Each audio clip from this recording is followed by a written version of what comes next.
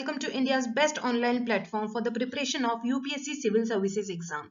This session is specially designed to help you in developing your skills to get good marks in the history section of UPSC mains exam.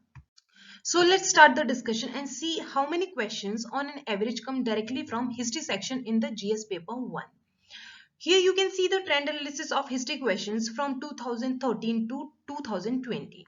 So what we can see here is that at least 25% marks questions in the GS paper 1 are from history section, which has also gone up to 50% in the year 2013 and 2014. So inevitably this section is very important. Now let's see how you should prepare this section. Since you have thought of appearing in this exam, the first mandatory task which you need to perform is that you need to have a copy of syllabus with you, because that will not only guide you in the right direction but also it will keep your preparation streamlined.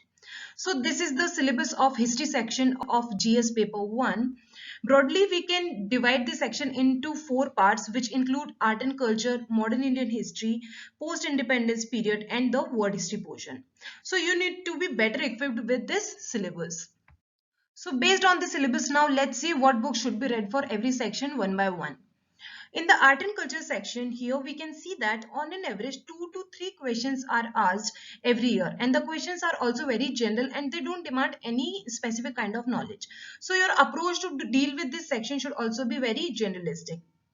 As far as the art and culture section is concerned, you can limit your sources to class 11th NCERT and the CCRT notes, and of course the unique Shiksha study material which extensively cover art and culture section. After completing all these, if you still want to read more, you can go with the book by Upinder Singh. Its name is History of Ancient and Early Medieval India.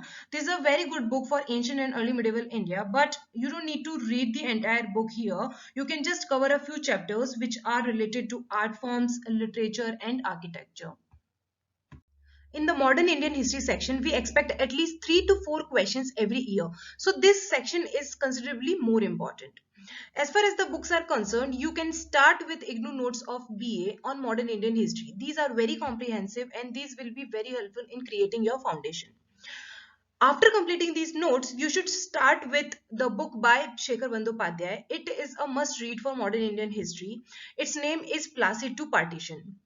It will basically give you different perspective or different historians, which will make your answers balanced and attractive and definitely will fetch you good marks.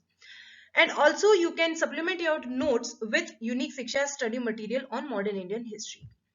After completing these, if you still have time and energy, you can also read the book by Bipin Chandra, which is India's Struggle for Independence. It's also a very good read, but again, it's an optional book. If you want to read it, you can read it, and if you don't want to read, you can skip it also.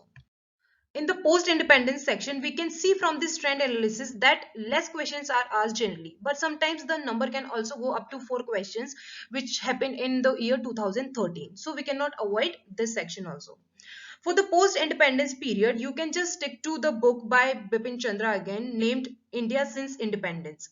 In that also, you don't need to read all the chapters. Only selected chapters are important in this book. For example, chapters related to land reforms, wars, linguistic issues, refugee issues, major movement, etc. are important from this book.